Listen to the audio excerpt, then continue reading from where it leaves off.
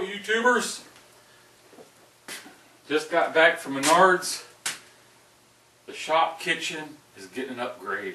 This is just not working out, too much of a mess. I don't know what I'm going to do for sure yet, but we're going to see.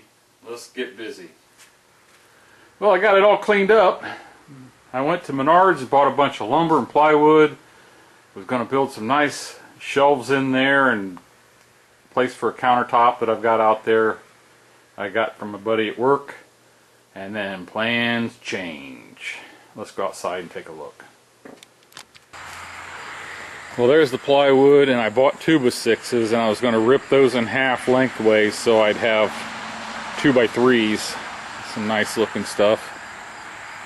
But I was wheeling and dealing with a guy on Craigslist, and I bought a bunch of cabinets. He had $150 on them, and I offered him $100, and he took it. They need a lot of love, but for a shop kitchen, I think I can use this one, and that one over there for the bottom cabinets. Is not quite enough room for that in the same row there with the stove, between the stove and the water hydrant. I got all the drawers and stuff, and a whole bunch of top cabinets, which I wanted, but I didn't want to build them or do it right now. So now there's a couple of shorties over there. I'll show you where they'll go. Let's go take a look, and once I start measuring, see how it works out. There's about 1.5 inches too tight to fit in between that barrel and that stove for all three of the lower cabinets. And now I got to empty all this stuff off. I'll do that after I get these lower cabinets in, and I'm going to see if I can hang the upper cabinets underneath that shelf, and I'll put one of the shorties that's out there over the stove, and the other shorty I'll see if I can work it in over the top of my breaker box there so I can still get it open.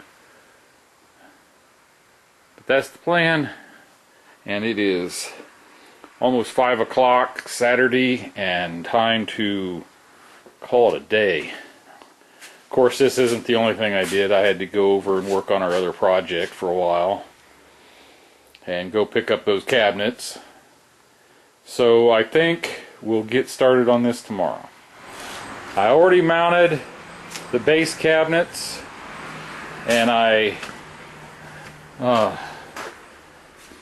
painted them black. But there's 4 cabinets here with 4 drawers, and every one of these drawer hangers was different, and half of them were all bent and whopper jawed. All the hinges were tweaked, so I went and bought all new hinges. The cabinets were kind of busted up. The history of them is they were a rental. They were in a big rental, and then they changed them out. So they were abused for however long. They changed them out, put them in a little shed. I went and bought them, hauled them home in my trailer bouncing around.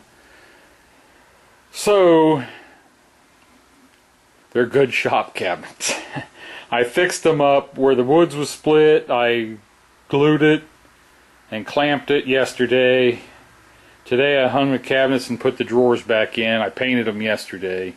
They're going to be fine for shop cabinets. And my dehydrator will fit in there. I may have to take that shelf out or something. I don't know if it'll fit under it yet or not. But they need vacuumed out and cleaned, and then I need to cut the countertop. It's going to go right from the stove, and then I'm going to kind of round it around here so it tucks up tight against my barrel for my water. And I left the gap in here so I had room for my little trash can. And there's the plug for the stove so I can get at that. But things are shaping up. I think it'll end up looking pretty good. Okay. I don't know if this is the way you'd want to do it for in your house in the kitchen or something fancy. but this is the way we do it when we've got a purple countertop going into your shop kitchen with a barrel that you want to get a radius around so that you got a little bit nicer finish. Nicer being a real loose term. I used my Sawzall to cut through this thick area, and I used it to cut straight down here and come in, and now I'm going to use a saber saw and cut around the mark I made here that should be pretty close to the radius of that barrel. Now when you're cutting with a saber saw, and this is something took me a long time to learn, when you're trying to cut a circle, you got to keep turning. You can't go straight and turn and straight and turn. You got to keep that radius going as you're cutting. So let's see if I can do that.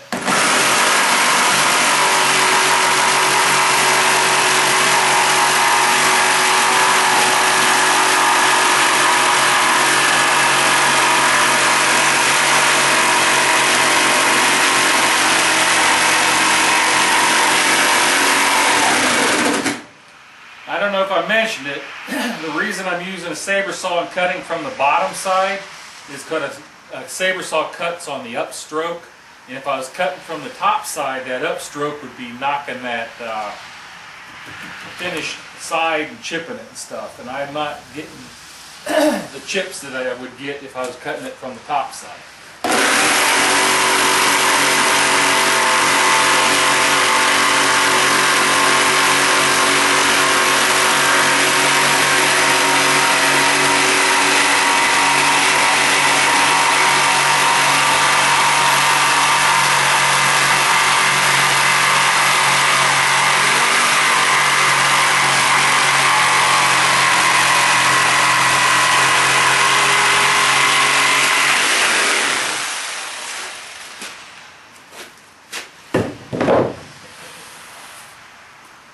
No chips on that.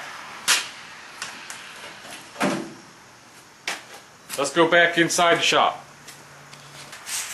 Okay, here's the test fit. It's tight against the cabinet, but I can get my finger behind it here, so I might have to put a piece of 3/4 inch board in here to close that gap up. And when I got this countertop, it was in an old stone floored shed leaning up against the back wall behind all these cabinets. And we got a problem. It bowed. So,